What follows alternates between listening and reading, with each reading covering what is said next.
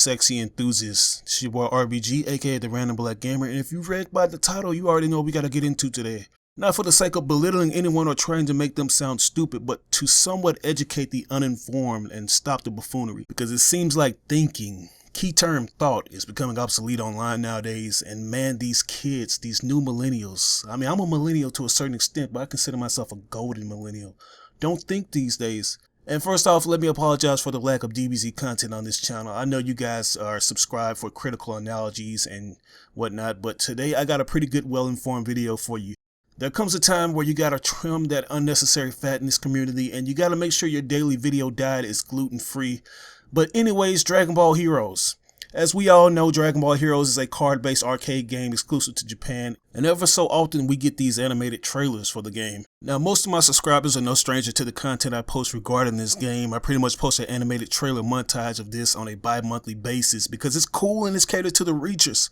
By reachers, I mean the people who love to dream of stuff that they know might not ever happen in Dragon Ball Super or Dragon Ball Z, but they still can reach because the truth hurts, right? If you ever wished that Krillin or Gohan achieved Super Saiyan 4 during DBGT, hey, Dragon Ball Heroes has you completely covered. I mean, the game has gone above and beyond King Vegeta's hairline to give you the fan service that'll make you moist. Like, this shit is a Super Saiyan 3 bargain sale everywhere you see a Super Saiyan 3. Now, I don't really have a problem with the game given what-if scenarios and new transformations, but when it has a cult following that says stupid shit like, this looks better than Dragon Ball Super, or why can't Dragon Ball Super animation look like this, I just gotta pump your brakes. If you really think a minute and 8-second trailer looks better than a studio-produced anime, you're an idiot. And I know people are serious when they say this because they're most likely a Brawly fanboy, and I know Dragon Ball Super haters and GT fanboys are gonna morph into action on my ass and probably dislike this video to try to shut me up. But let me say this. Dragon Ball Super is a good show, but I'm not really a big super fan of it. It's good and all, but let's just keep it real. I'm gonna just keep it real with you. I'm not really that big on the show. I'm sure it has time to actually develop more as the story progresses, but I'm not feeling the recaps and retcons of the first 2 arcs. I'm not feeling the shit. But hell, I barely even reviewed the series because everyone and their mama has a review up. And let's be clear, I'm not trying to throw shade at any of the content creators because they make some good thought-provoking videos. I just choose not to because I'm not engaged and not feeling the series. But just because I'm not high on Dragon Ball Super right now at the moment doesn't mean I'm just going to go on different videos and say, oh man, Dragon Ball Epsilon shits all over Super, or wow, why can't we get Super Saiyan God, Super Saiyan 4 Goku in Super? You see how stupid I sound asking those questions? And first of all, you people need to stop slapping Akira Toriyama's name on everything. I swear to God. You actually have fans who believe that this man designs any and everything Dragon Ball related, and you couldn't be any more wrong. Toriyama has gotten to the point to where he doesn't even need to draw his own mangas anymore because guess what? It's that easy to draw a Dragon Ball character. Wow, right? Like, I don't know anyone who can't create their own Dragon Ball Z style character. Like, I can't make this up. People truly believe that this guy draws for Dragon Ball Super's manga. Now, if you were to tell Torio Taro that shit, he'd probably feel honored that you think that his art looks easily passable as Toriyama's body of work. Like, wow. And since we're on the subject of Torio Taro, you want to know what else is so ironic? This guy is actually famous for being the author of Dragon Ball Heroes spin-off manga. Oh yeah, you guys familiar with Dragon Ball AF? He's the creator of that particular manga series. Now, over the years, there have been many artists that have perfectly mastered the art style of Akira Toriyama. I even go so far as to say that I can mirror some of his character designs. Look at Katsuyoshi Nakasuru, for example. Toriyama said this guy's artwork looks so good for Dragon Ball GT that he thought he was his own. This dude created the designs for SSJ4, by the way. Don't know why you guys insist that Toriyama was the original concept artist. Even Naho Oshii, a female mangaka, mimicked his style down to the T with her episode of Bardock manga. So what does that tell some of you? And don't get me wrong, I'm not bashing Toriyama's art style. The guy is an excellent artist who's developed his own signature style, has become legendary. But I just thought I'd educate some of the diametrically opposed out there. A majority of y'all just based y'all judgment off the animation of Dragon Ball Super instead of reading the actual manga.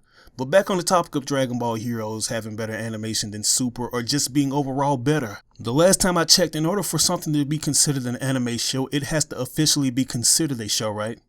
And it has to at least give some kind of explanation on the things that occur in the episode.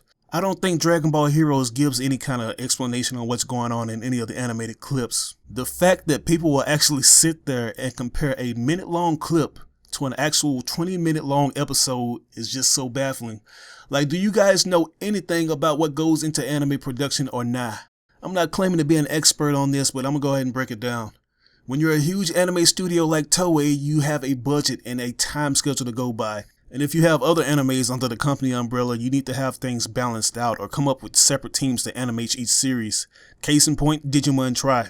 That's a 6-part mini-movie series that actually has time, the keyword time, to make the animation look good. They're releasing these mini-movies like every 4 to 6 months, coming in at over 20 minutes an episode, while something like DB Super or the ever so popular One Piece, along with a lot of other Toei ongoing series, gets released on a weekly basis.